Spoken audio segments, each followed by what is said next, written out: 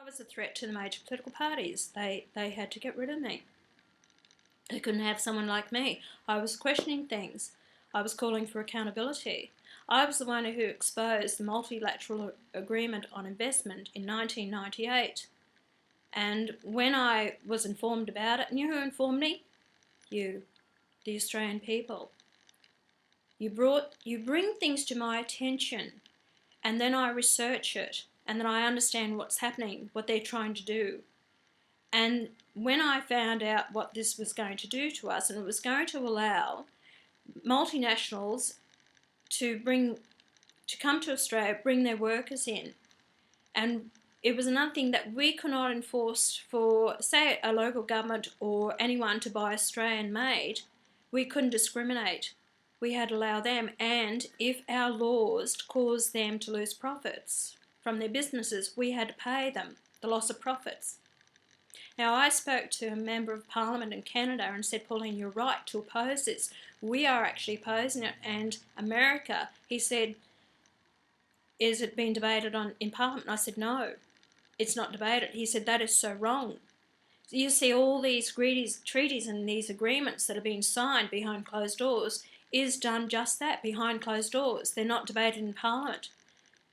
A lot of the parliamentarians at that time, when it was released to the media about this multilateral agreement on investment, had no idea about it. They actually came to my office to get the information.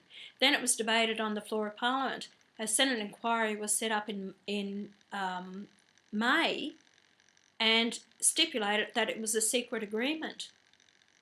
They then said that these things must be discussed, but that was going to be pushed through Parliament. And that's why it's imperative. And not only that, Australians need to know about Agenda 21, the Lima Declaration, which was signed in Peru in 1976. And that was actually it's an agreement to say, well, look, Australia will do away with our industries and manufacturing, sell the raw products to third world countries, build up their industries there and buy back the finished product. Exactly what's happened. Agenda 21, read it for yourself, chapter 18. And it's about water.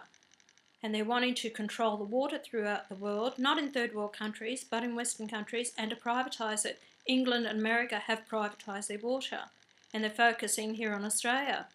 I just had a phone call from a farmer in South Australia who's fighting this. He said, Pauline, now, he said, we have to fence our rivers and creeks and put meters on our dams. They're trying to control the water, and you have to pay a fee. What I read years ago in Agenda 21 was that if you have a dam, it can't be over a certain size, and it's all watched by satellite surveillance. And whatever water falls in the dam, you can capture 10% of it, but the rest of it must flow to the rivers and creeks. Otherwise, you have to pay a tax on it. And it's stated that you will have to fence your rivers and creeks because they don't want the cattle going down drinking the water. Or you're going to have to pay a tax on it. And once they get an asset, and that's what it's all about, collecting taxes and collecting an asset, that you will then find it will be privatised.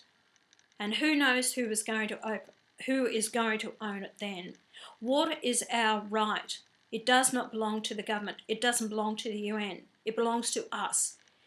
It is our survival. And if we allow them to take that away from us and to tax us on water and privatise it, well, then we are fools if we're going to sit back and allow it to happen.